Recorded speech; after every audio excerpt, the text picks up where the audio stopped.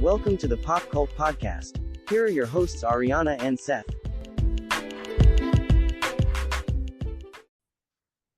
I'm Seth, I'm Ariana. and this is the Pop Cult Podcast. A little later, we're going to be reviewing Catherine Breillat's film Last Summer. But first, we're going to be talking about a movie that probably could not be more timely than it is right now. And that is The Apprentice, a dramatization of the relationship between Donald Trump and lawyer Roy Cohn. A young Donald Trump, eager to make his name as the hungry second son of a wealthy family in 1970s New York, comes under the spell of cutthroat lawyer Roy Cohn. Cohn sees in Trump the perfect protege, someone with raw ambition, a hunger for success, and a willingness to do whatever it takes to win. So, do you want to talk about your thoughts on the general thoughts on the movie first, or general thoughts on the election first? Because we're going to have to talk about the election at least a little bit, I feel like. It's a movie about Donald Trump, so it's kind of impossible not to. I thought that it was an okay film. There are moments that it just feels cheap. It felt like you can really kind of tell that they were on a budget, right? The wedding scene between Ivana and Donald just felt like they were just cramping on. It was too low key for what his wedding probably was like. Yeah, I think. I don't know. I've never read like an account of that wedding. And his wedding to who? Ivana. Ivanka's his daughter, who he does want to fuck, but he only married Ivana so far. Yeah. So it's one where, when I think about the film, it is a little messy at times, especially if we're supposed to be focusing on the relationship between Roy Cohn and Donald Trump, because there's a moment that just Roy disappears. There's a pretty long sequence of this movie where Roy kind of fades into the background. Yes, and I don't know if it was supposed to be an indication that we are going to follow Donald Trump because he is in the spotlight. He's probably the reason why people are going to come see the movie, even though there are a lot of people saying that they would not go and see the movie because it had to do with Donald Trump. It doesn't do anything to either make you either really hate these characters or have empathy for them. It's Donald Trump is young and hungry and really wants to do this, and Roy Cohn is he's a man who stands for America, and everything he does is for America when it's just really capitalism. Despite that, the acting was good. I thought Sebastian Stan... We'll get into details, specifics. Yeah. I would say that while, I think a lot of your criticisms are very valid. It didn't feel very structurally consistent, where it is this sort of, okay, where's Roy at? Because it's like, are we trying to make a Donald Trump biopic? Or because my vibe from the trailers and the way it was being described was, it's going to focus entirely on that relationship. Yeah. And it doesn't. It is partially like a Donald Trump biopic with an emphasis on Roy Cohn. I say that what's interesting to me when you're talking about like the empathy part, I wouldn't necessarily say it made me have empathy for them. But I mean, I think there's probably, default empathy that we have for everybody, even the worst person we would meet. Like, it would be hard for me to do physical harm to anyone just because in my head, I understand what feeling physical harm like that would feel like. And there's just a part of me that's like, ooh, I don't want to do that. But there are situations where you have to do that, right? I would say that what it helped me in perceiving was, these are just all people. Yeah. Because the way our media in the United States operates is so hyper individualistic. And one of the things it depends on is creating mythic figures, right? So it's people that you will see larger than life.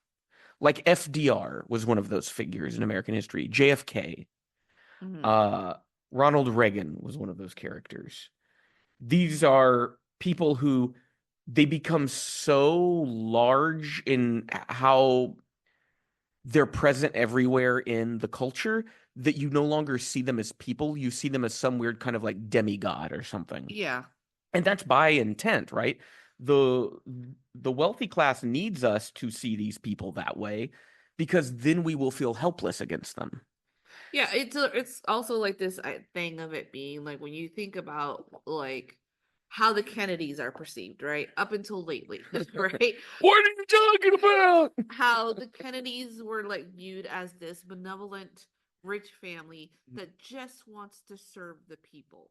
Well, it was American aristocracy, is Yeah, yeah. and so in a fucked up way, when you look at it, it just like so we ignore the harm that they are able to do, the harm that they're willing to cause, and the harm that they've been willing to cause amongst themselves, like how they basically just made the daughter like fucking mentally ill by The daughter who? like the oldest daughter, the Kennedys. Oh, yeah, yeah. I think was that Uh, Ethel or yeah, Rose? and that they made her undergo like certain procedures. I think they give her just- like a lobotomy. Yeah. Yeah, and where she is no longer able to distinguish who she is anymore.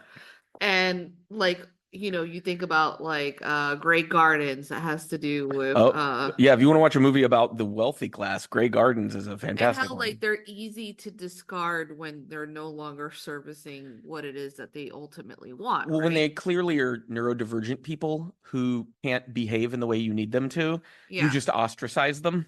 Yeah. Because that's, I mean, the mother and daughter in Grey Gardens, when you really think about that movie, it's, well, they're just like neurodivergent people. That's what it was. And they embarrassed the rest of the family. So they were Yeah, like, go but I away. think when I think about Trump, But that was Jackie's side of the family. yeah, Also. I think about Trump. The thing is, like, there is nothing to me that is a sign of this is a man that will hand down something to his kids. His kids are just going about with on his name and making money as best as they can and a fame for themselves. Well, I think that's what this movie really is. It's Roy Cohn does play an important part, but I think what this movie really is a movie about how did Donald Trump become the way he is? Yeah. That's the big question.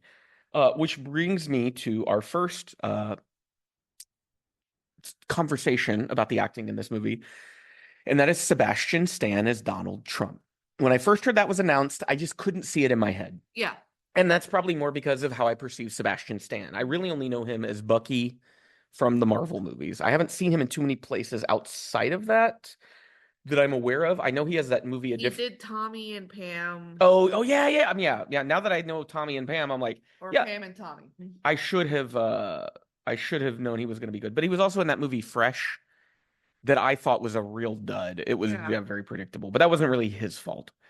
So there, I think, it's the guy from Banshees of Inisherin, not Colin Farrell. Gleason, Brendan Gleason.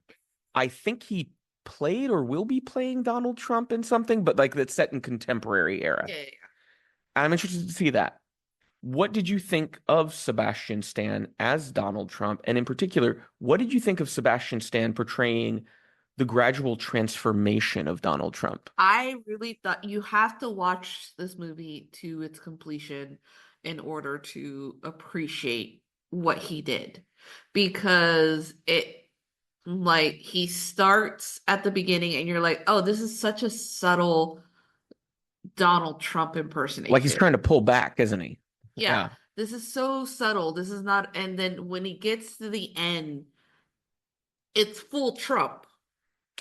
But it's the Trump that we were saying that we remember as the TV Trump. The TV Trump, who is still active, but is kind of like it's getting older, so he's fading. He's fading a little bit, but it's like it's Trump before he became president, maybe around the time when he was selling steaks. Right? What was Home Alone 2? He was making lots of little cameos. He was kind of like a cultural joke, but not like, I don't think people had like, there were people in New York that fucking hated him, but like I think the nation as a whole was kind of neutral on Donald Trump. We're like, oh, it's that weird guy. Like one of my earliest memories of Donald Trump is I think like A Current Affair playing in the afternoon and them talking about him cheating with Marla Maples. And I'm just kind of trying to figure out, like, is this guy in movies? I don't understand why they're talking about him. Yeah. And it wouldn't be till later I was like, oh, he just like builds buildings. Okay. A lot of people build buildings. Um, the film, I'm gonna come back to Sebastian. No, we'll keep talking about Sebastian Stan because I was gonna talk about the director for a minute. But yes, Stan does an incredible job, and it's like in the mouth. Yes. His Even mouth, I've never said this about acting, I don't think. Maybe if I was talking about Keira Knightley or something, but his mouth work was spectacular. it's also like the way he would position his mouth slightly open when like not speaking. It's that kind of like the lip kind of sticks out. Yeah, the upper lip sticks out Yeah. in a certain way, and But like but at the beginning, it's very subtle. yes, It's so little. And what I thought was so interesting about that beginning portion of the movie is I have had pretty much zero interest in reading in detail about the life of Donald Trump, Yeah. right? But it was interesting to me watching Donald Trump go around to collect rent from the tenants of his father's slums that he owned. yeah, Because when we think of Donald Trump, we think of Trump Tower and we think of Trump as separate from the people on the ground. And I think that is interesting that, like, oh, yeah, for a considerable portion of this guy's life, even though he was a rich asshole, day to day, he was having to like interact with people he reviled like that. yeah, And I also think if your only regular interaction with the common man is them cursing at you and throwing things at you because by nature of your job, you're harming them by taking their money, you are going to develop a very negative view of people, right? Yeah. And it's sort of, we have to ask ourselves, was that something Donald Trump could have avoided? Because this was the family business. And we're going to talk a little bit more about the family dynamics here because that's a big part of the movie. And so it begs the question, he's an adult man with autonomy, right? But we've all seen plenty of like adult people who, because of how they were raised, their parents have this kind of like Svengali like control over their lives, especially in moneyed families. yeah, Because there's this idea of protecting the flow of the wealth from one generation to the next. There can't be a break of that. And then the fact that we're introduced to Fred Trump Jr., Freddie, Donald's older brother, who committed suicide. And there were like, I didn't know much about Fred Trump Jr. until this movie. I knew that he killed himself and he was an alcoholic. And Trump has said that's one of the reasons why he's a teetotaler. But I didn't know that his brother was like an airline pilot and that this was like the shame of the family. The father's so ashamed of this fact. I don't. That's parts that makes me want to almost read. I would want to read more about that. Because Yeah. that just it also with the interviews that we were able to see, at least with the mom, on how like because they made it seem like, oh, it's Donald and his brother, but like he's what, like one of 4 kids? Yeah, he has like a sister and I think at least one other brother, I think. And like because there's like this He doesn't really talk about them. they're not mentioned in the film. It's supposed to be solely on the older brother, and like this weird because it was just like being like the dad's like, you know what a shame it is to be calling you a pilot, and all I can think is like, pilots make a fuck ton of money. What are you talking about? Well, I don't think it should come as a surprise to you. Without naming names, there's a family we know whose child would love to probably be a car mechanic. Yeah. But their father is intent that he goes to university because the father is in the legal field. Yeah. And that child would be insanely happy to just be an auto mechanic and make a decent wage doing it. It's very specialized work. Yeah, it's specialized work to the point that it's like they're gonna get abundant of money now because there's even less and less people. People are stupider now and they make the cars harder to fix yourself. It's not even that. Like there's from mechanics that I've spoken like before we moved, there are less people that are willing to become mechanics, and also cars are becoming more and more complicated, that they're becoming more like computers. And so you have to not only know how to fix an old car, you're going to have to know how to fix the new cars. Well, I think that whole thread points to one of the key things with Trump is classism. Because nothing drives Trump more than that.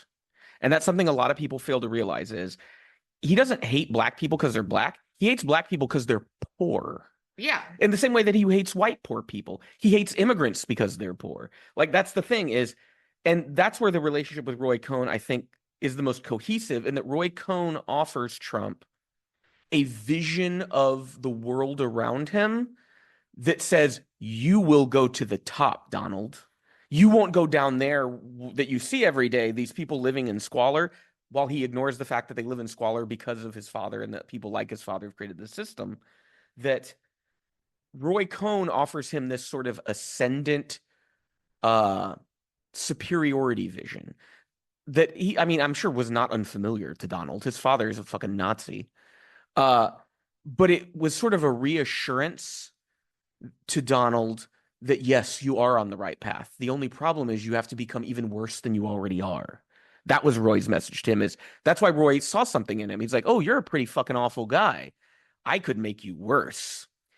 And then the movie is sort of, one portion of it is the irony, because then when Roy needs Donald the most, Donald is become the creature. I feel like that's the most cliched part of the movie, like the Frankenstein's monster thing. I think there's far more interesting avenues you could go down with that. Yeah, I think it's just with the transformation of sorts, when you compare it to real life, there is like Roy Cohn can't be like, oh, I made you completely. Because there is in the movie, and we don't know if this was true or not. I mean, it wouldn't be surpassed that his brother sort of is like, remember when Dad would pull the nails out of like the floor because they were still good. So they would reuse the nails. The cheapness. And then also recounting that like if anybody went on break when they were making like building the building and they weren't supposed to go on break, he would pay his son like 50 cents to tattle on them. And there is like that moment where I feel like I've either witnessed that you've talked about, or it just seems like something that men have talked about when you mention something of that sort, to talk about maybe of a trauma that your parent made you, them versus us situation. And then like Donald immediately goes like, oh, but I bet you made a ton of money that summer, right? But the brother's like, I want to talk about this trauma.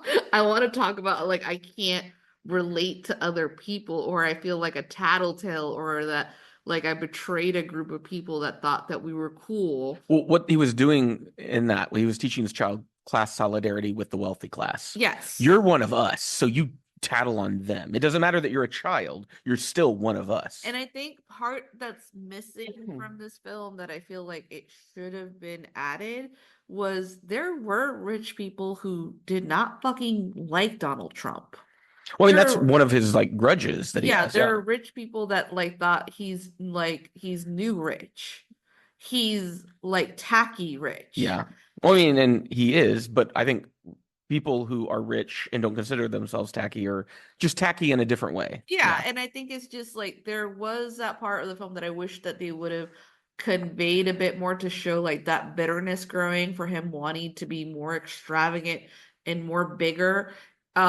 Except it just, I think there's a shorthand for that. Yes. And that's Roy Cohn. Yeah. Roy Cohn exists as the film's shorthand for Donald Trump's growing hunger to just have more. Mm-hmm. And I think the scene in the film, to me, that I think is the thesis of the movie is the party at Roy Cohn's house. Yeah.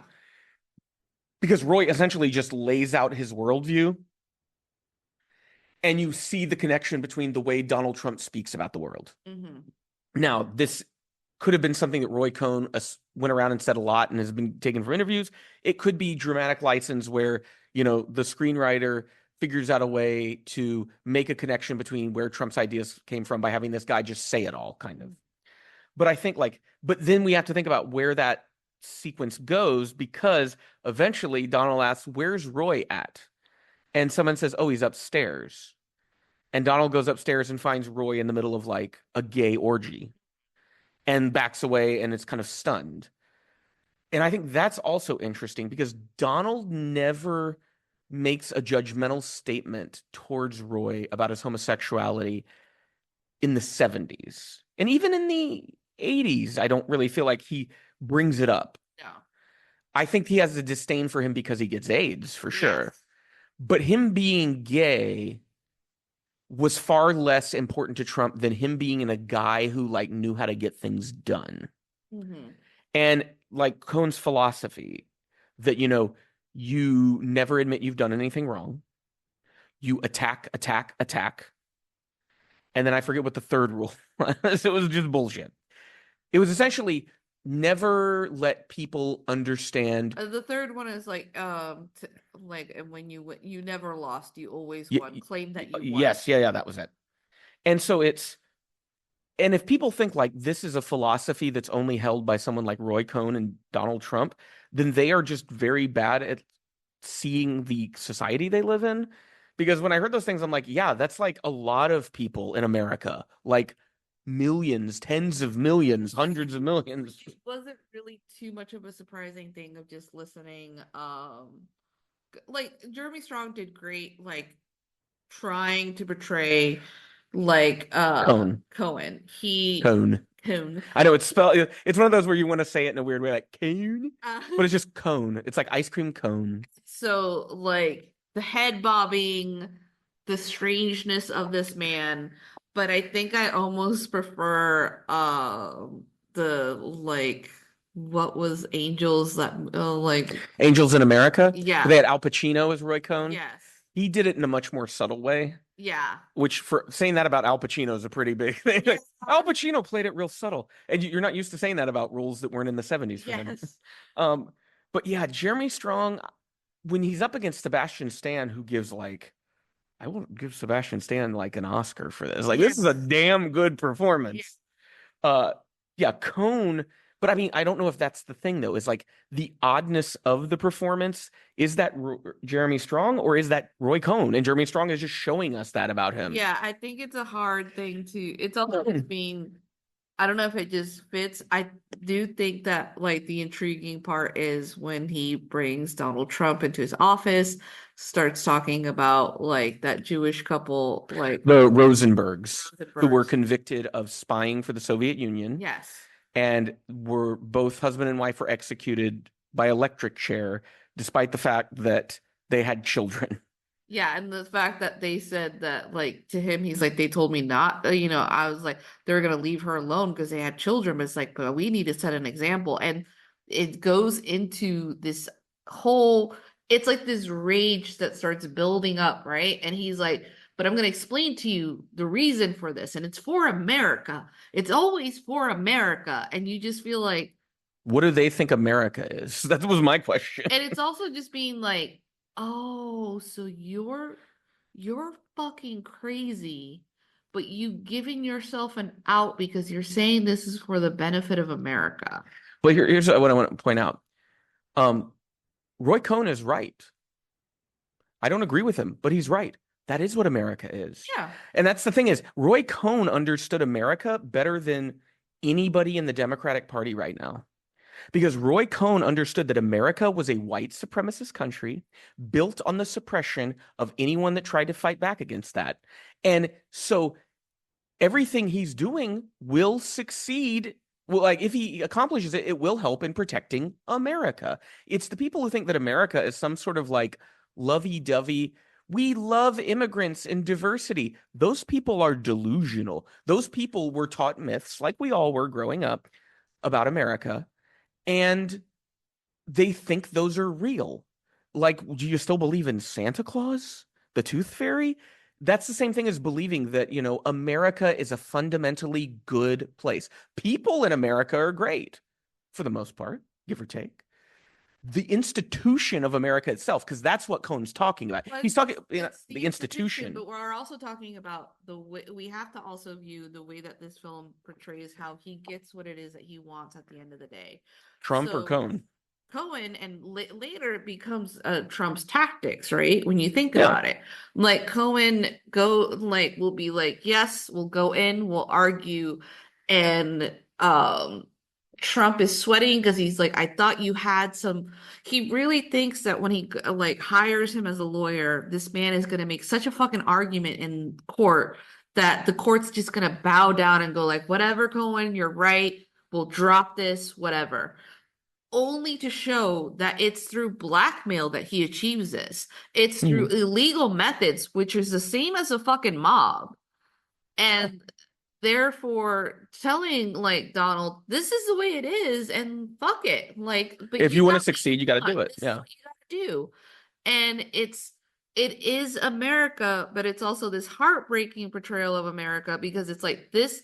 You think to yourself, why is it that the bad guys keep winning? Why do the bad guys keep winning? Well, it's so easy to win when you are able to blackmail the fuck out of someone, and it's going to be like grosser and grosser as people get these so-called freedoms because he blackmails a guy that has like is having like sexual relationships with men. We don't know if he's bi, we don't know if he's gay, but it's sort of like it's the 1970s, so this is not a go. This is not going to be like the wife's going to be fully accepting of who you are.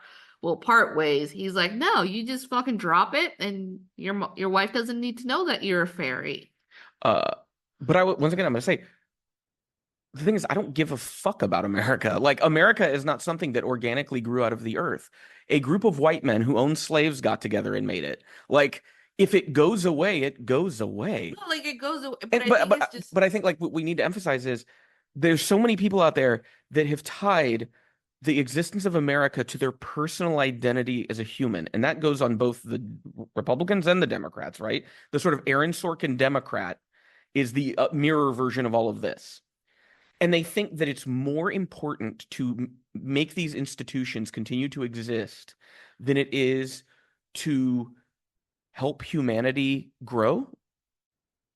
It's more important to cloister power and resources in the hands of people who've proven they're quote unquote worthy by exercising horrific levels of exploitation to achieve that than to ensure everyone in the country is housed and fed, right? That's America.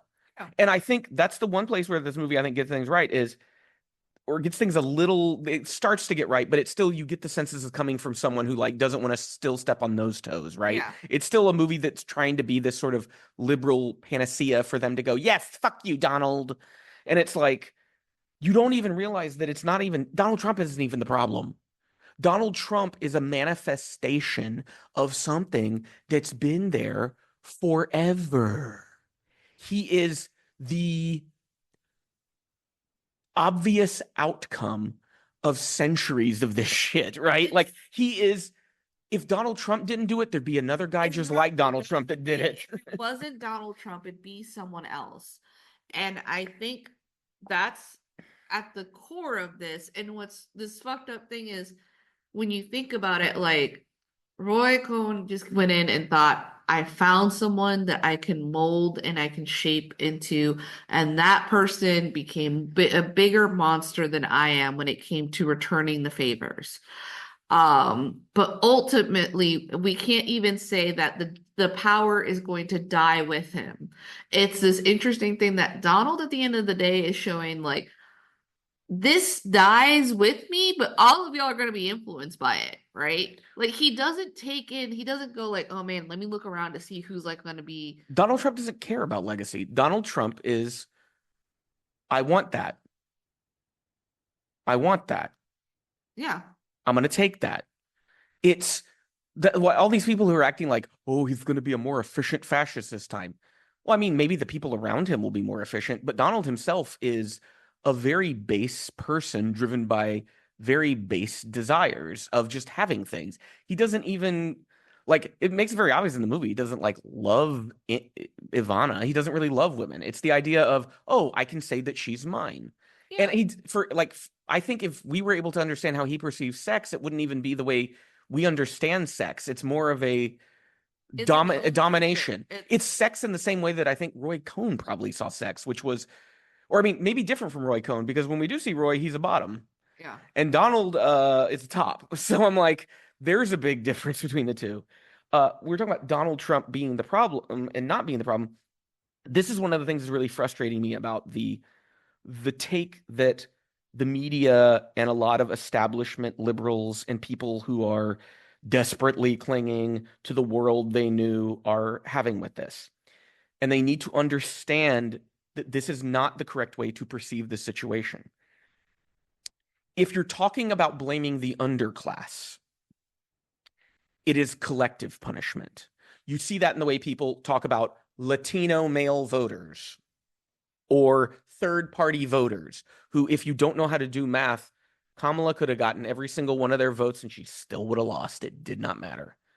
The way they talk about so the underclass is always collective, right? They always have to be collectively punished. Yeah. When you talk about the wealthy class, it's always individuals. So it's no. The problem is Donald Trump. We need the Republican Party. Yeah. Or no. The Democrats didn't do anything wrong. We see Nancy Pelosi blaming Biden. Karine Jean-Pierre, the press secretary for Biden, was trying to blame Kamala Harris in the press conference. Yeah. So it's among the wealthy, the blame is always individualized. And there's a reason for that. It's because what's more important than the individual, this is why the rich are so successful. They have class solidarity, and they understand what's more important is the continuation of the institutions. The institutions guarantee them wealth. The institutions guarantee them power and control. And so they're willing to throw people under the bus. Sending Derek Chauvin to prison was just something that had to happen for police because they're not going to reform, but they will send that one guy to prison. And see, now why are you still complaining? We took care of the one individual despite this being a systemic issue. And so until people start to view the wealthy class as collectives, as institutions, not people, that exist over generations and have to be destroyed, and those infrastructures have to be handed over to marginalized people and leftist movements, then there was a metaphor I noticed a lot of liberal people using to try to convince third-party voters to vote for Kamala.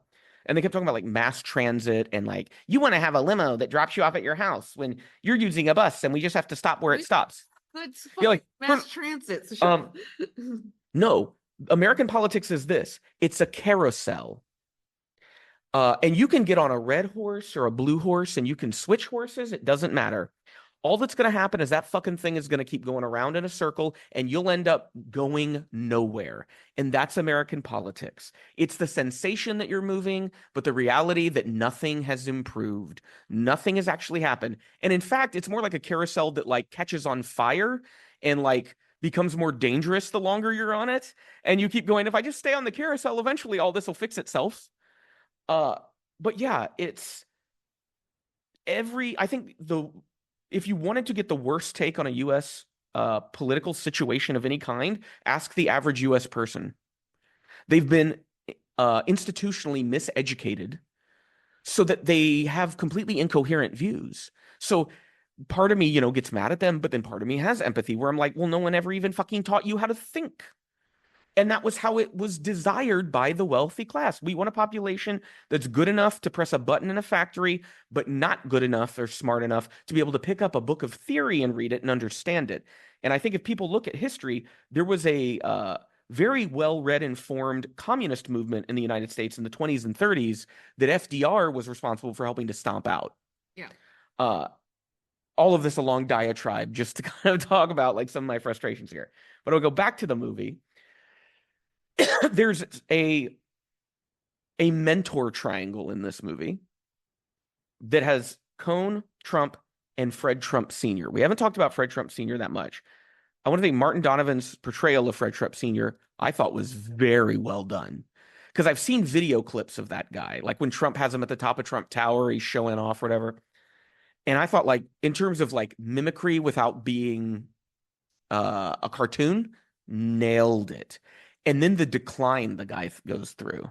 So like Donald is ascendant while Fred Sr. is descending throughout this movie. Yeah. What did you think of that relationship between Donald and his father, and especially near the end of the movie, the way it's shown?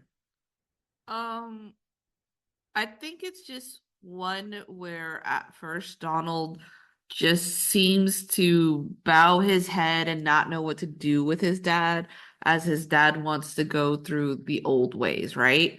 His dad doesn't want to try it, doesn't want like Cohen, and it's never like this, ooh man, we shouldn't go with Cohen, Cohen's a bad guy, whatever. It's Donald, let's just suck it up and just fucking deal with this, like, and if the business goes down to whatever, it's his business, right?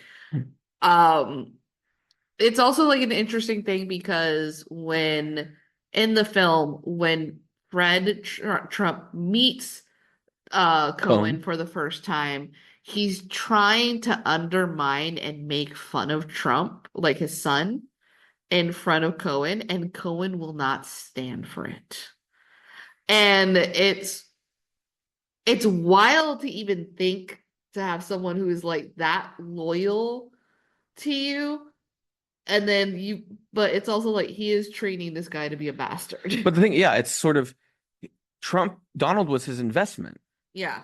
And I think he did come to kind of see Donald like a son to an Yeah. extent.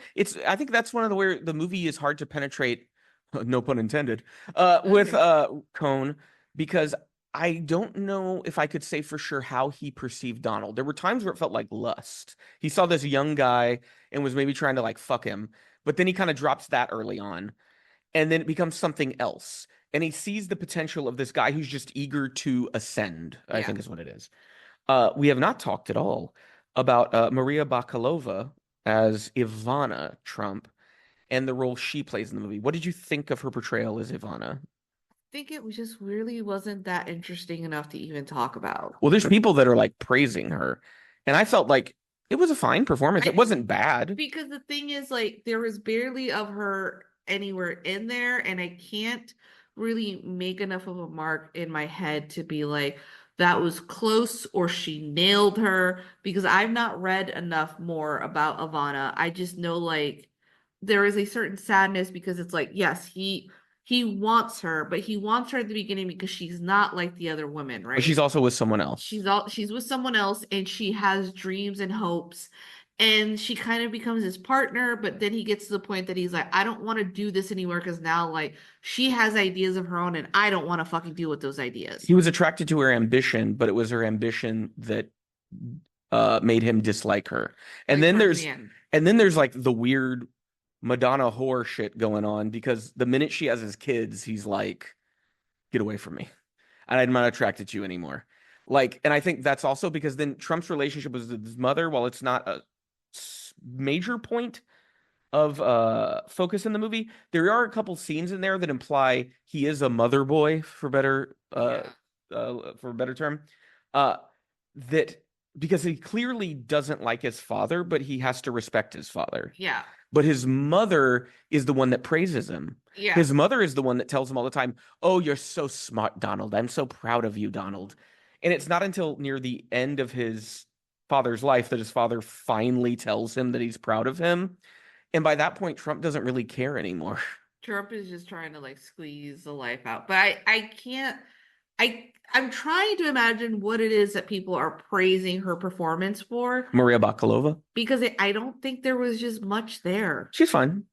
Uh, One thing we kind of noticed, and I felt the music, they used music of the era, so that was appropriate. But I felt the musical choices they made clashed tonally with the film. Especially at the beginning, like towards the middle and end, they kind of just It was more like a they score. drop and put like more of a score, which was way better. But that also just indicates a certain cheapness where they really didn't know where to go with this. Well, they used a lot of like disco music at the beginning because it was in the 70s. Yeah. And I think like during the movie, we kept it playing, but I muted the sound.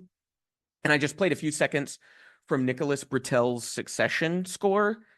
And all of a sudden, the scene felt like it had a different energy. It felt like, oh, I'm like in the scene now. Yeah. And so I think something more. One of the things I always found about the Succession sound score was that it had a very like kind of plotting, momentum-driven rhythm to it. It was like we are moving towards something, Yeah. something vast, something powerful, but we're moving in a direction, right? Mhm. So everything like it propelled you. And this movie doesn't have that propulsion that I think it desperately needs because that adds a sense of mania because it's these people who they're just sharks. All they are doing is they're swimming. They have to keep swimming. They have to keep Yeah. going. And that tone, I think, would have worked really well. I think in the end, it's a fairly rote biopic film that doesn't do anything truly interesting, but it's that Sebastian Stan performance that I still say makes it worth watching, just because from an acting perspective, what a transformation, so much thought put into that performance. This is not a lazy performance at all. This is he sat down and he did work, and he probably watched hundreds of hours of Donald Trump and read interviews and stuff and really manages to capture something. The director of the film was Ali Abbasi, an Iranian Danish filmmaker, and we've only ever seen one film of his. He's made several others. I haven't heard them like spoken about great, but he did make Border, about the border guard. I won't give away any spoilers. That it's like a kind of a fantasy horror kind of thing. And what Wasn't that the writer of Let the Right One In? Yeah. It was set from the novelist who wrote those books. And I had thought that movie was very good, but it's also a cheap movie. You can tell it's a cheap movie, but that cheapness doesn't affect the quality of the story. And here, because you're doing a story about Donald Trump, you kind of need a sort of sick, glossy sheen over the movie because that's how he feels. It's the twisted manifestation of like 80s capitalism. It's this fucked up idea of having a golden fucking toilet where you shit in that. Yeah. Like Which is like such a disgusting, expensive thing. like it's supposed to be gaudy. Well, I have a feeling this will not be the last time we talk about American politics on this podcast, as we've talked about it before. But yeah, would you recommend The Apprentice to our listeners? Yeah. Yeah, I would say for the Sebastian Stan performance, I think it's definitely worth a watch.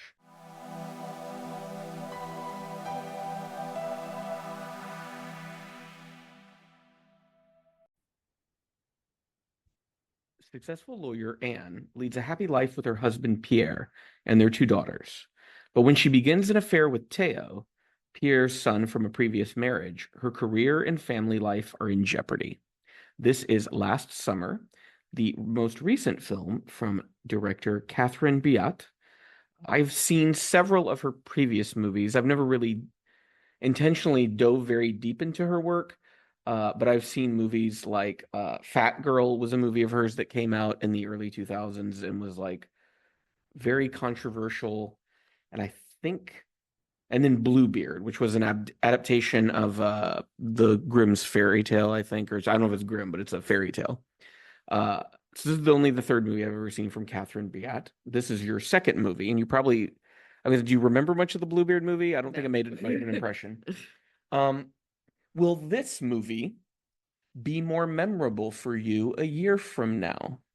I have no idea. It depends on how the year goes. Do you think that you'll remember this movie? I think I might be needed to reminded, but there are certain scenes that will be stuck in my head for a while. Okay. So what were your thoughts just in general, before we get into specifics about performances and themes and all that, of just the story that was being told and how it was told? I think it was a story that basically indicated that someone might be trying to absolve themselves from past sins or are willing to commit certain atrocities despite the fact that they are deep into the knowledge of what they're doing, that it could be a bad thing. Yeah, I think it's kind of like a film about someone who knows better doing bad anyway. Yeah. And I think it also does a good job of the film itself and the way it's structured never passes judgment on any character. It simply observes them. Yeah. And it's you as the audience are the one who is meant to come to your own conclusions about who you think is in the right and who you think is in the wrong. One of the things that I have always noticed about Catherine Biat's work is it exemplifies the things that I like a lot about European filmmaking and how it tells stories versus US spectacle. Yeah. Because I would say American spectacle movies are very popular in Europe. I think in the Netherlands, they're probably like moderately popular. Like little kids probably love Marvel movies, right? Mhm. So someone like Catherine Biat is not someone who's like a box office success, right? Yeah. They know that she knows the work she does is very much for the sort of art film crowd. Mhm. But what I really like about this film in particular was the way it was trying to reflect what is back to the audience. And that's something you don't find in a lot of American movies. Even the most allegedly grounded, human drama in America usually has some kind of like crazy spectacle, or the way the characters relate to each other feels very inauthentic. Yeah. And it feels like people acting from a script, right? This very overly sentimental. This movie doesn't have an ounce of sentiment in it. No. It is just an examination of this woman making a series of horrible decisions and then doubling down and refusing to admit guilt. Because there's a quote she tells, the opening of the movie is Anne talking to a teenage girl who was a victim of sexual assault. Yeah. I think by multiple perpetrators. Mm-hmm. And she tells the girl, always, no matter, her advice was always tell the truth.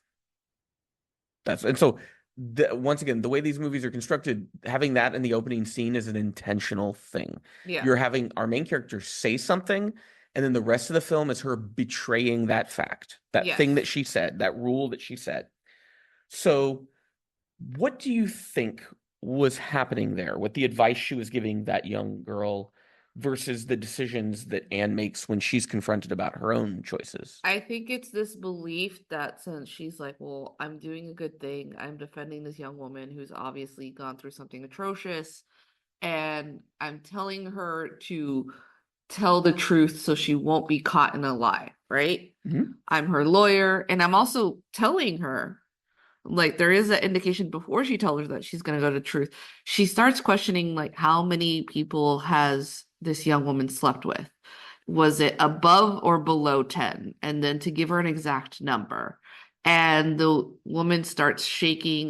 This young woman starts shaking, and she's sort of like, is that going to matter? And she's like, well, they're just going to convey that you're a slut and they're going to tear you down.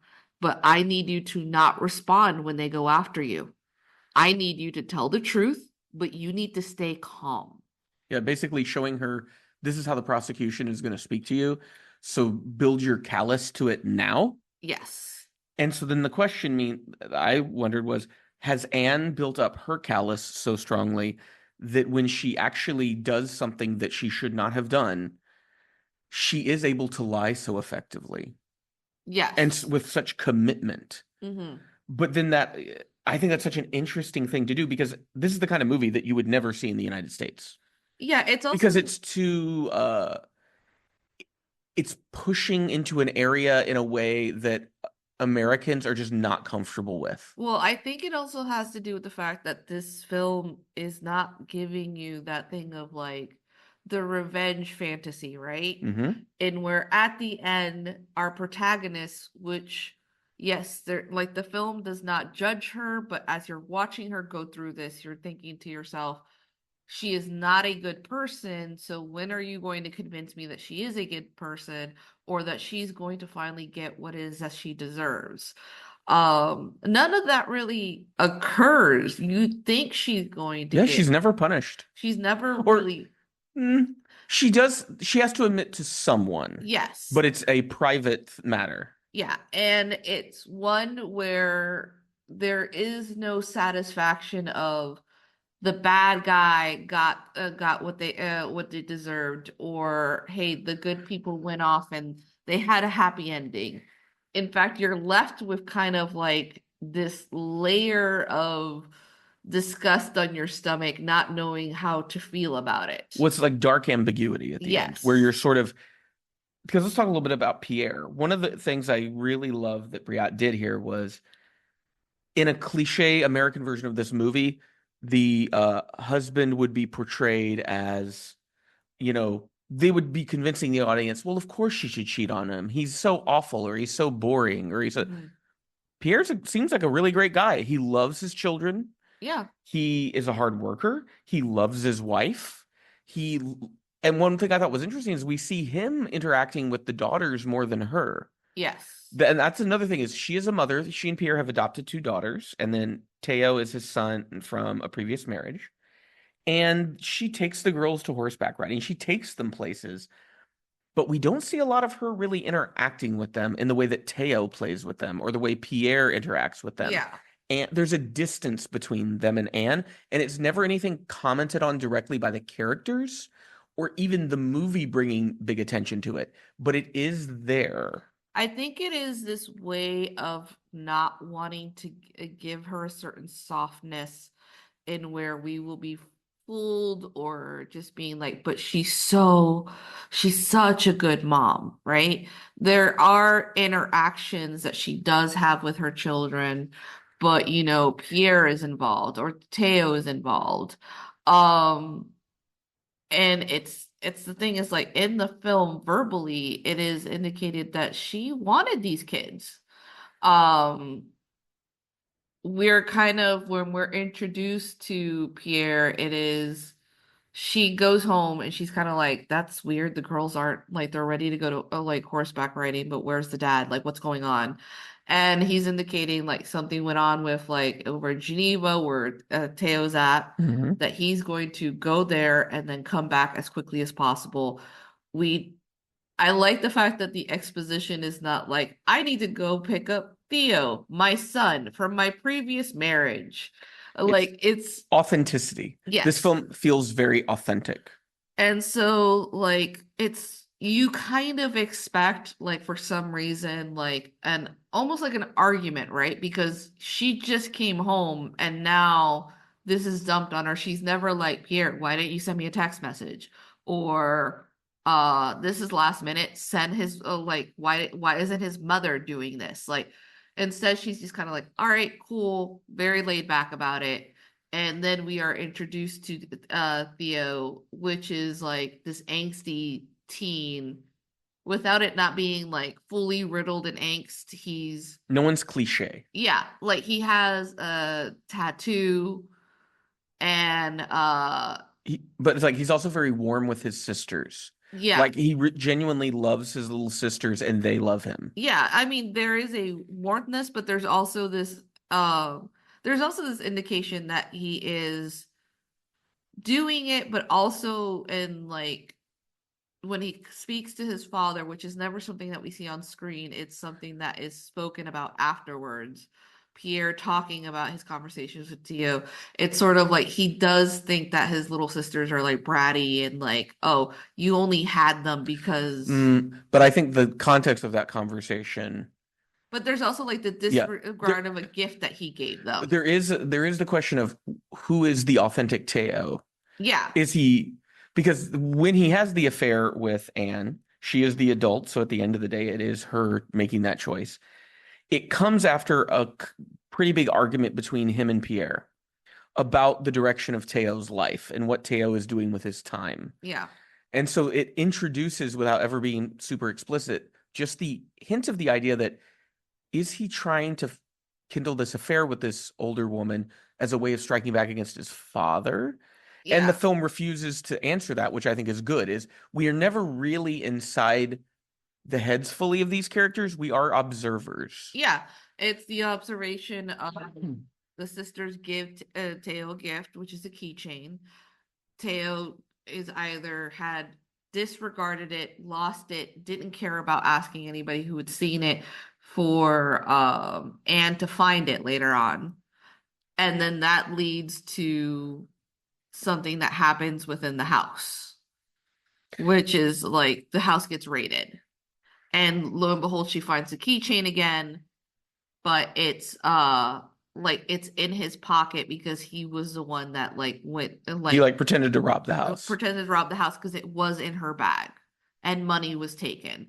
So it is this thing that he does, expecting Anne to then kick him out or tell his father.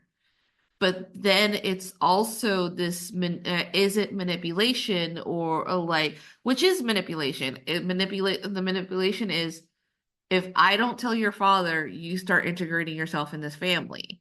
But is it also in her head planning the seduction with this child? Well, then we also have him bringing home a one night stand and introducing her to Anne Yeah. in a scene that feels very sexually charged, almost like he's kind of strutting around trying to prove to her he's a man. And there's That like, he's fucking. yeah, that he fucks. And so again, like he's the child, she's the adult, so it always comes down to like she is the one that allows this affair to happen. Yeah. At any point, she could have told this kid no, and if you keep doing this, I'm going to sit down with your father and tell him that you're being inappropriate. Yeah. But she doesn't. She pursues it. And there's a story she tells Pierre. One of the things, if you've never seen a Catherine Breillat film, is the sex scenes are explicit in ways that are amazingly authentic. It Yeah. looks like two people actually having sex. You don't see any penetration of that, but it's just the way they're moving, the way they breathe, the way she chooses to film these scenes. It looks like the kind of sex people actually have with each other. It's not like glammed up for the camera in any way. It's also an explanation. There is no like, there's not like a cut or like a camera shot that's basically seeing like the two bodies, a guy pumping in and out. It's just more, like you said, the breathing, the lingering over it, the fact that like Anne won't look at Pierre directly in the eyes as she's having sex with him, because it's like that, not myth, but that thing of being like, well, if women aren't concentrating on the pleasure, then they can't really orgasm. And her telling a story indicating to him that like, no, she takes pleasure into the fact that he is an older man. When she tells the story about when she was a girl and she had an attraction to an older man that was a friend of her mother's. Yeah. And it's a bit like there's certain things about that story she tells that leave you with a lot more questions. And then she has a very strong relationship with her sister Mina, who is also a mother, but not as high class as her sister Anne, who clearly married into money.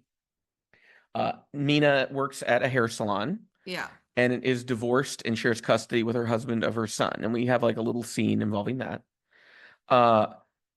And Mina is one of, I think one of only like two people outside of the affair who knows about it. Yeah. And she catches Anne and Teo together. And her response is not one of shock, but one of disgust. And she says, "I'm going home." And she leaves, and we don't see her for the rest of the movie. Yeah. I started to get a sense that Anne may have had an inappropriate relationship with that male friend or some other older man. And that kind of what was going on with her and Teo was she was recreating the thrill and the taboo nature of that. Yeah. Just with the roles reversed, where now she was the older person. Yeah. But it was that sort of crossing a line, breaking the rule, and like the thrill of doing that. Mm-hmm. And I think that her sister may have known about that relationship. And I don't know, I don't know if I get the idea that Anne has done this before, but I think in her sister's head, maybe it clicked that like, I understand what's going on here and it disgusts me. Yeah. And it's just interesting that we don't ever hear from the sister again in the movie. Like she appears afterwards in one She of does? the last scenes. Yes, she does. I'm trying. Did she go to the salon one last time to see her? She was like smoking or something. No, remember that scene where she's in the kitchen and her sister's like, "I can't stay mad at you." Oh, yeah, it's very brief. Which it feels almost like a dream scenario, the way that they set it up. Mm-hmm. There is also this thing about Anne, whether we notice or not, it's a need of control. So she mentions offhand when she's having these conversations with Theo, which he is recording because he's like interviewing his sisters, he's interviewing like Pierre? I don't think he interviews Pierre. He interviews his stepmom, which is Anne, and about like likes, dislikes, what they would bring with them on an island, those sorts of things, until it becomes a little bit more intimate. And he's got like an old-fashioned cassette tape recorder. And at some point he asks her about her sibling, her sister, and Anne says like, I was like, who's your best friend? And she's like, my sister. Even though my sister has always been jealous of me. And when you think about it, by having someone be jealous of you, that indicates you have a certain power over them. And the fact that you're openly acknowledging it means that you kind of like that they're jealous of you. Because it's like her sister, like there's a complaint that Anne has when she's trying to see her sister, Mina, just being like, "Oh, I never see you, you're always working." Or the time that Mina does see her, she's like, "I only have an hour," and she's like, "Well, at the least I have some time with you." She's constantly working versus Anne is, I mean, assumingly like successful, and then her husband's successful, so they don't have to worry about money. Uh, one of the things I appreciate about Catherine Breillat is the way she shoots sex scenes. They're beautifully lit, like they look like moving paintings Yes. sometimes. But it's also the authenticity of it. And it made me think about how authentic simulated sex in American film, without a doubt, makes audiences very uncomfortable. And I think that comes with from American society being still very closely connected to puritanical ideas, Mm-hmm.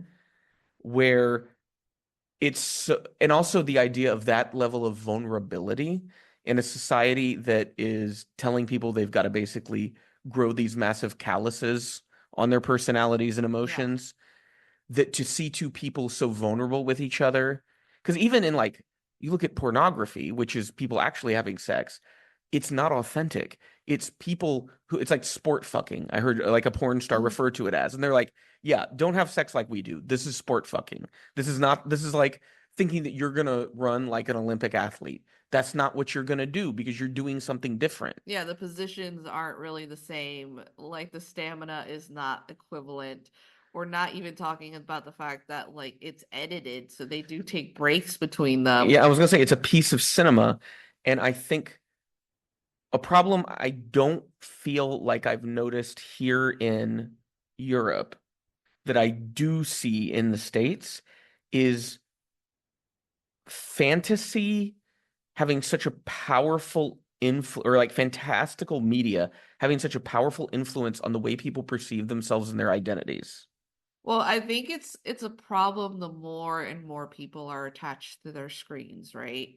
And Well, I the mean, here people are attached to their screens. You ride a train, everybody's on their phone like the whole Yeah, I time. think, but it's also just the lack of conversation or like being very realistic about it. Because when I think about the sex scenes in this film, they get to the point that it's like it's uncomfortable, but in a realistic way, right? And she wants that And discomfort she in the audience. wants Yeah. that discomfort. Like it is It's so intimate. because it's intimate in a way that is no longer, even though the taboo is there, and you're thinking to yourself, as I think back to like American, like ultra sexy or like pornography is just being like that the lust should be lingering there all the time, and that also fucks with women's ideas of what sex should feel like, and then feeling horrible if your mind wanders, or not wondering why is it I have to keep my eyes closed in order to like focus on the pleasure, because either now it's starting to feel icky or weird, and how you have so many like neurodivergent people who have expressed discomfort in sex and consider themselves asexual or just don't enjoy the physical ability of sex. That because America has portrayed it in a way that it's like, no, it's all pleasure all the time. And if you don't like it, there's something wrong with you. While we're watching this film, it's like they're not doing anything like excessive or strange. There's no like wild positions that they're putting themselves in.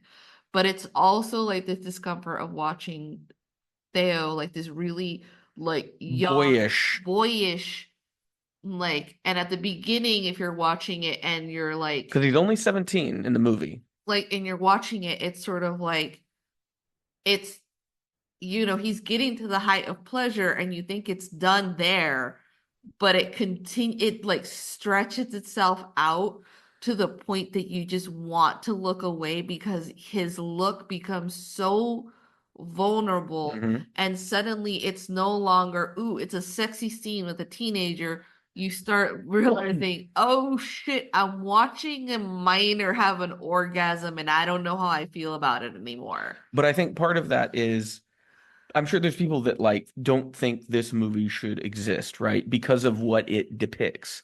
But the problem for me with that is if art is not the space to explore these ideas and these themes, then there is no place to explore them Yeah. because this shouldn't be happening in real life. And so art is where you can go and you can simulate these scenarios as a way to explore an idea. Uh, I also think we were talking about that vulnerability. I think that's why so many Americans try to shape their identity around pieces of media, is that's a protection to them. It keeps them from having to be vulnerable because they can present themselves to everyone they meet in a type of cultural shorthand Yeah. where you understand like, oh, you're that type of person. It's you we've heard it for a long time with like high school cliques, and now because of like the profound emotional immaturity that the American public has, you're seeing it with full-grown adults where people that fit into very clearly defined columns or types. Yeah, it's like you're fit into fan bases, you're fit into brands, you're fit into Sports teams, sports teams, who you voted for. and it's no longer it just being like, oh, I really like to listen to blah blah blah, like when I'm doing when I'm going for a walk, or like, oh, I like this podcast. It's these obsessions that to me have never really made sense, because I think we talked about this before, at least in private, how I'm always amazed by people who are fucking dedicated to other people that aren't like their family members, or like, Those really like intense friendships it's not even intense. or I'm like very close. not even just friend. I'm not talking about friendships. I'm talking about people who will be obsessed with a Oh, okay. band or a certain show that, Swifties. yeah, that they know everything, and like, and they'll be like, but it gets to the point that they're almost like QAnonish kind of people, where they'll Or be like, Taylor Swift is really telling us that she's bisexual, right? Like, here, blah, blah, blah, and here are clues. And you're like, I'm amazed by that because I don't have the level of yeah. concentration. What we're talking about is cinema as the mirror, but two different kinds of mirrors, right? Yeah. This type of cinema, Last Summer, is an actual reflection of the way life is lived by certain people. Yeah. And in specific, this is a film about the hollowness of bourgeois respectability, because all of her clients are not from the same economic class she is. Yeah. And she is a phony. And she's a phony not because she's a woman. She's a phony because she is of a certain class, or and when we see her sister, right? There's an understanding that Anne didn't come from this kind of money. Yeah. But now that she lives in it, she will do anything she has to hold on to it because she doesn't want to live like the rest of the people. I mean, the underlining moment of this film that indicates that Anne is a fucking phony, beyond just the fact that she uses her lawyer tactics and explains to Theo on how, like, we are never going to take this to court, da da da, and then, yeah, she ends up paying out because they're threatening her later on with going to the bar, is when she goes to check up on one of her clients. And her client says she doesn't want to talk to her. This is not the time. And she's telling that client, I called the school. They said you haven't been at school. You're not answering your phone. What's going on? And she calls Child Protective Services on that kid. Because it's an older man has groomed her. Is that what's going on? I think it's it's supposed to be, what we find out is that her dad was sick. Oh, okay, yeah. But her speculation is, oh shit, the dad is like A predator. fucking, like, as a predator on her. But what it, because like she hears the dad calling for the girl, being like, why aren't you at the door? And then it turns out when this woman this young Girl. client delivers her flowers, thanks her, and tells her, yes, my father's in the hospital. He'll be better soon. Because what it was is that her dad was sick, and the child decided to take care of them, but she's assuming They're gonna take her away and take her dad away, or yeah. yeah. And this fucked up thing is, like, it's supposed to be like this young girl was like basically in prison, but it's like Anne is a fucking two-face, like, Yeah. it's two-face. She is more worried about these young women, which is an indication of how, when you think about it, this film is indicating to us how white feminists don't really want to talk about the abuse of young men, because to her, Well, Theo initiated the kiss. And Theo legally in France is an adult. He's 17. He is not a minor. Mm. And Well, because when he says he's going to go to the authorities, that all of a sudden we see a very different side of her, very like dark and manipulative, yeah. going like, and what are you going to tell them? And like basically reminding him that he is of age and there's nothing that he can do. And so one of the things I thought of was, could you even make this film with reverse genders? And my answer is probably not. No. But then my next question was, why couldn't you? What is it about this gender dynamic that the movie works, but it would be a totally different tone if you reversed Well, it? I think the thing is like that film probably has been made in the 1990s. It was an right? old movie. It was Yeah. an old film, and they would probably portray the young woman as a femme fatale who like Well, Poison Ivy. They Yeah. did make those movies, right? Yeah. and but it's also just this thing of like I think it hits harder by also having Anne be the lawyer that she is. And that's a very intentional thing. And it's like this thing of her being like, and all her clients are women. Yep. Like we don't see a single male client that she's representing. Well, they're all like underage girls. Yes. Yeah. And so it is this indication to her, probably in her mind, like Theo's not a victim. In fact, I probably fucking did a favor because at the end of the day, he would have probably become a predator considering the awful path that he was going through. What he started smoking at 12, he fucking robbed our house. Like She finds a lot of reasons to justify to herself why lying about the affair is the right choice. yes. Another thing I want to note between American cinema that's like this is, if this had been an American movie, he would have turned into a psycho killer and she would have shot him at the end of the movie, right? All of Yeah. those movies fall into melodrama. There is not an ounce of this movie that is melodramatic.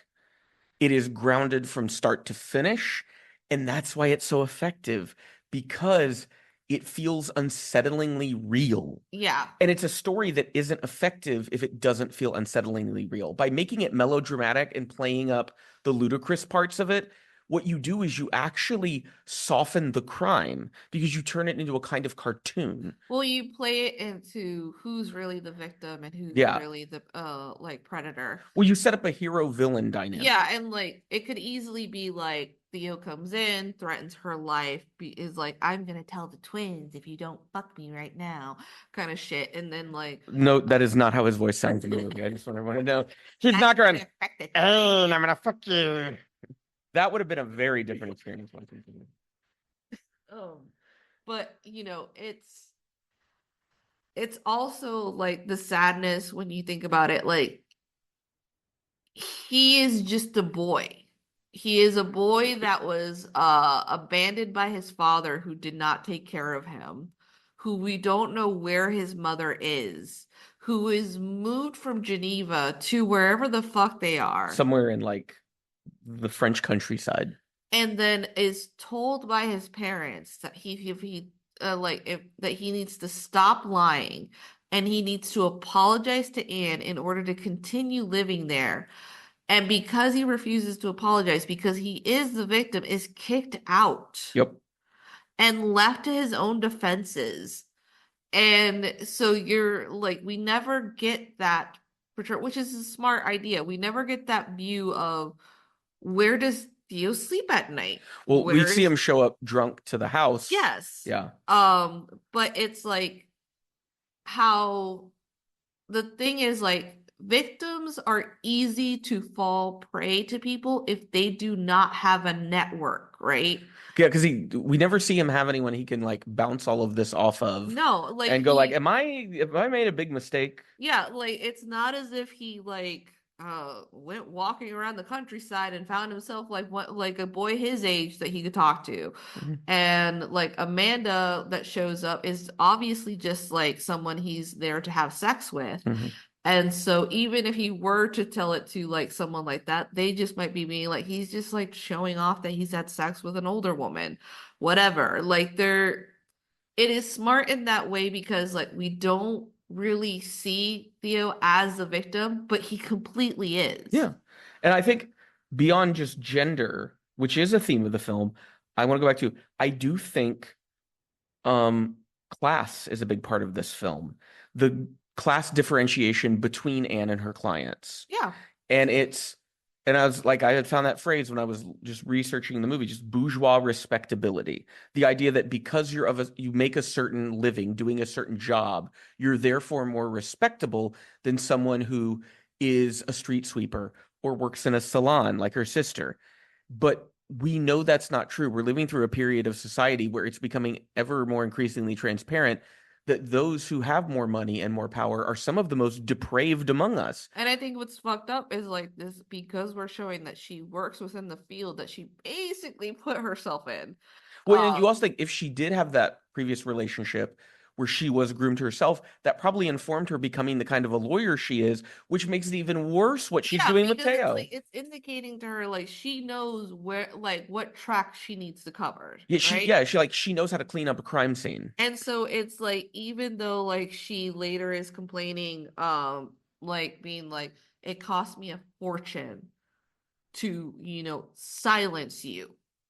It is an indication that if like Theo ever went to go back and just be like, I'm gonna take this court, like I finally like found the strength, she'd probably be like, but we already did this. Well, We already paid fucking remember, money. doesn't he show up and say that he didn't sign it at the end of the movie? I don't remember that part. Well, I won't go into detail about what happens between the two of them at the end of the movie, but it's very clear to me that Anne doesn't feel a single fucking ounce of guilt. No. Which is horrifying. Like, if there is a villain in this movie, it is the main character, Anne. Like, she is so, and like coldly manipulative. Yeah. She never breaks a sweat. But she's also like, once again, this isn't that American melodrama. This is the kind of cold calculatedness that real people do. He doesn't give into his so-called tantrums when he has them. Yeah. There are moments where it's sort of like she tries to break up with him. He tries to make this whole big deal. He pushes her to have an emotional outburst. And again, because we see the fact that she's such a good lawyer, we don't really see her in court. It's just her prepping her clients. She doesn't break a sweat. And she doesn't really break too much of a sweat. There's like she understands these are amateurs compared to the people I deal with. Little ounces of like concern, but it's nothing in compared to the damage that she's doing. Yeah, I never got the sense that she felt guilt. I got the sense that she felt terrified that she was going to get found out. Yeah. It makes me very sad that movies like this are hard to find in the United States. When there was a period of time, like you think about a movie like John Cassavetes, while stylistically very different, is the same in that it's attempting to say truth about what it is to be a human and be alive. And I think that's a very important thing to have in cinema. And it's something that I think the people who control the media institutions in America know, which is why they flooded them with such disassociative crap. They don't want people to be in sync with themselves and have they don't want people to really know themselves. They want people to identify themselves through a series of filters that make it easier for them to control. Yeah, and I think the thing is, like, when we think about the filmmakers now that are supposedly pushing the boundaries of sex or pushing the boundaries of certain stuff, I think about, like, in a sad, fucked up way, the guy that made Euphoria. Oh, yeah. I'm like, he's related to someone famous. Yeah. You can, like, look up his name. So it is prominently known that he stole the idea from a woman, like a photographer who was like who had already had like her list of people, like she had wanted Zendaya on it, like all the look of it, right? And Sam Levinson, by the way. Yeah. Like, so he stole the idea from her. And instead of her being like the complications of being young and figuring out your sexuality, he just exploited it. And it became about Sydney Sweeney's tits. That's what the show became about. Yeah. And it turns out, like, now with the second season wrapped up, a lot of people were like, season one felt like more tied together because, again, he stole the fucking idea from someone else. season 2 rolls in, and then he goes to one of the actresses. She used to be a model. I forgot her name. Barbie Ferreira. Ferraria, yeah. Yeah. He just tells her like, "Oh, I'm gonna have your character have an eating disorder," when she's been like a She is like a plus size model, woman, yeah. like model, and like all these things were basically like cliches. That's what makes them the worst. Is well, yeah, girls have eating disorders, but you're not doing anything interesting with And it. the thing is, like, then he also makes another show. Oh, with the weekend that was With just the weekend, just exploitative garbage which is from like whatever. Icon. What was it? Icon. I don't remember. Idol. There was Idol. Okay. And the funny thing is, it was another idea stolen by a woman that then, they fucking took over. And it's just like, we're not going to have these interesting stories that could be like Last Summer or even say Fleabag for the United States. They will never be fucking that honest. They won't allow it. Well, remember, honesty is vulnerability, and the worst thing in America that you could ever do is be vulnerable and admit to your flaws. Because if you do that, the wolves will pounce on you and tear you apart. That's what they've trained people to think. And like honestly, as someone who lived in America, it's not wrong to teach people that because that is the way the machine works, right? Like it's a problem that like the people can't be messy. It is this weird thing that we're okay to have like an action movie with a dude who has a stupid reason to go out to kill people and is schlubby and has a beard and whatever. Or you want nobody? Yeah, I'm talking about nobody, and like that becomes And like, that is the name of the movie. We're not just saying the word nobody. But like versus the movie Babes, which I think we already discussed on this podcast. We didn't talk about it in the podcast. I reviewed it on the blog, popcult.blog. Check it out right now.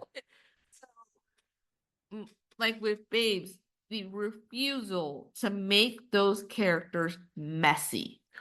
Not even that, to make those characters inhuman. Yeah. I couldn't relate. Like these were live action cartoon characters. Yeah, that's the thing about like making them messy, making the fact that like, okay, there's some things I don't like about you, and I think that's why sometimes I don't want to be your friend kind of situation. The refusal to make them authentic. Yeah, and American media refuses to present what it is to be human in like anywhere close to an authentic way. Yeah. Everything is an escape. Mm-hmm. And at some point, if you need to escape this hard from the reality you live in, change the fucking reality you live in.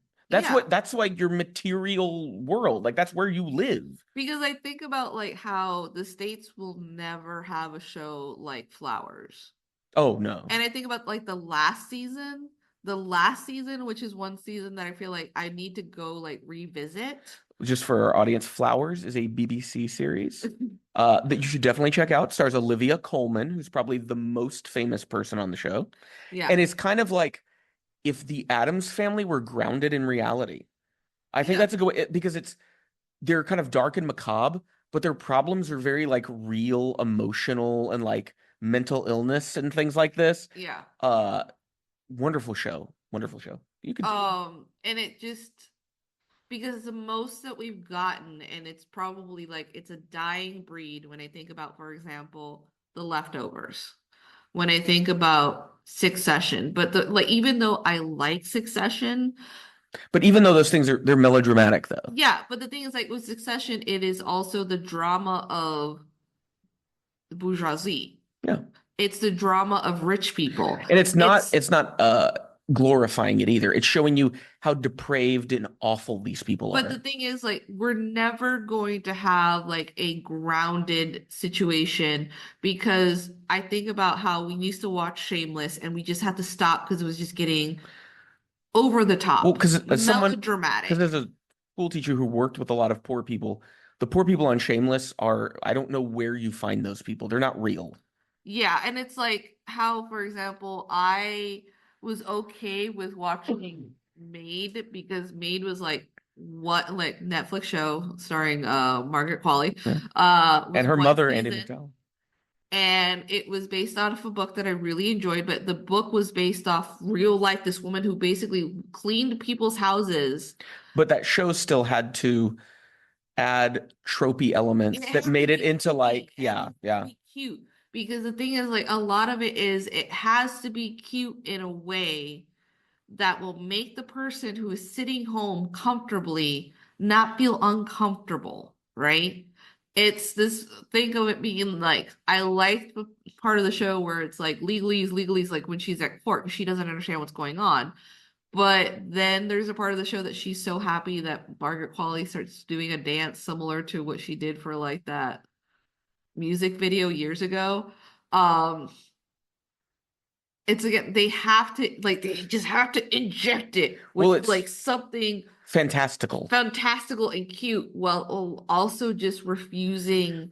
And every time they do that, it diminishes the emotional weight of the thing that's happening. Yeah. And like there's because I always think of like Everything Everywhere All at Once. That was a fine movie, but I never felt emotionally connected to it because of the hyper reality of it.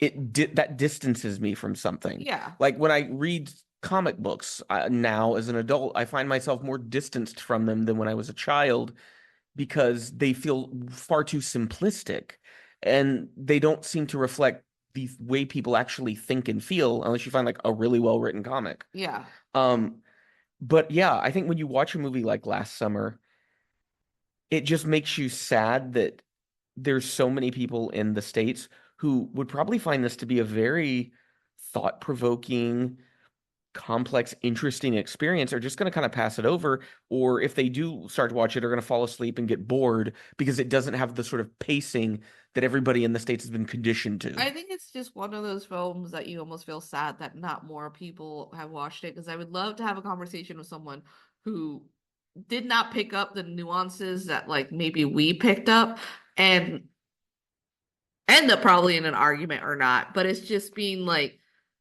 Well, here's what the average American would probably say. If it was a dude, he'd go, "Hell yeah, I'd fuck her too."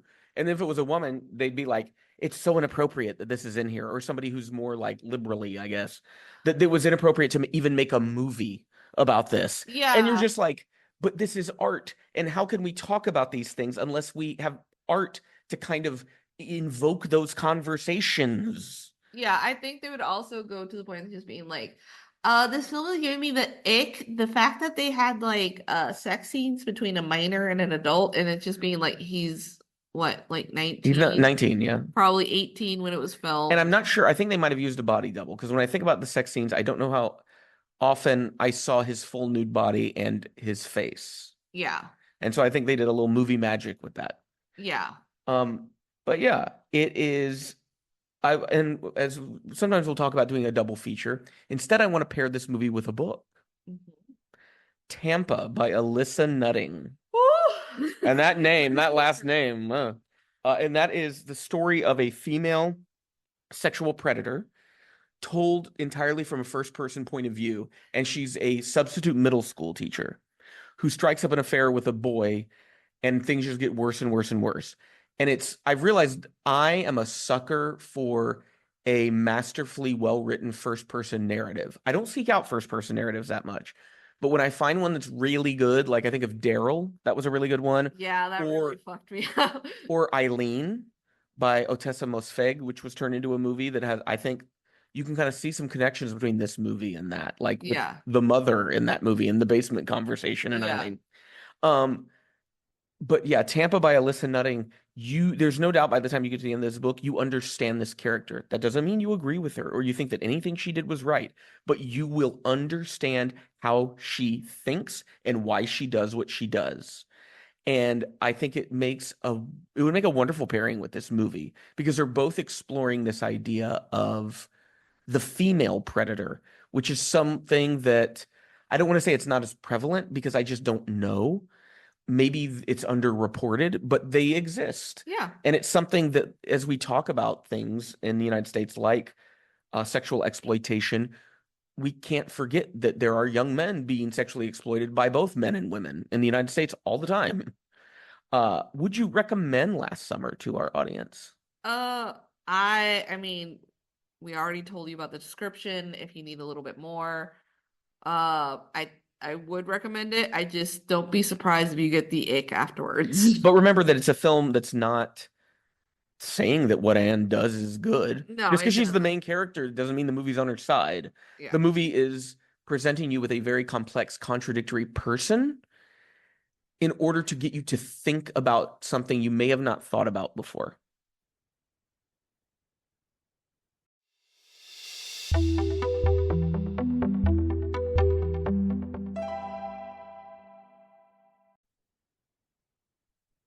Well, we hope you enjoyed this episode. Make sure to check the show notes for all the important links, including to our website, popcult.blog. Make sure that you're subscribed to be notified when new episodes are up wherever it is you listen to your podcasts. If you visit popcult.blog right now, of course, you're going to find lots of more reviews than just what we do here on the podcast. For the month of November, we're doing a series on Pier Paolo Pasolini, which continues this week. Reviews will be coming from Mama Roma, The Gospel According to St. Matthew, and Oedipus Rex. If you enjoy what we do here on the Pop Cult Podcast, we encourage you to support us on Patreon. There are several different reward levels to pick from. I want to thank our current patrons, Becca and Matt, who both donate at the Writers Room level. If you do that, you get to pick a movie every month for us to watch and review. And these people have been able to pick some real torturous movies for me to have to watch and get through. But I feel that my reviews always have some sort of insight, even if it's a movie I hated. No matter what level you donate to on the Patreon, you're going to get access to patron-exclusive podcasts. The 4th episode of our current Love at First Laugh romantic comedy series will be going up this weekend. So that is another reason to think about joining us over on our Patreon. On the next episode of the Pop Cult Podcast, Sebastian Stan shows up for the 2nd episode in a row with his other new film, A Different Man. Then we'll talk about the latest, but certainly not greatest film from Francis Ford Coppola, Megalopolis. Until next time, you keep listening, we'll keep watching.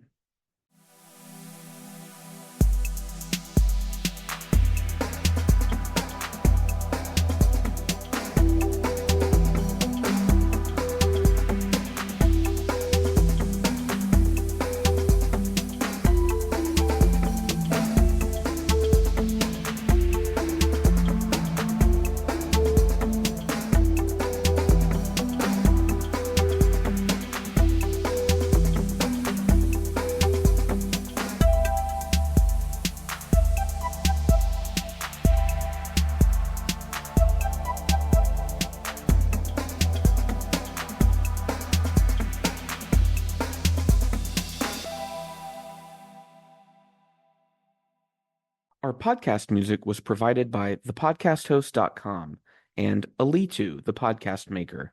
Find your own free podcast music over at thepodcasthost.com/free music.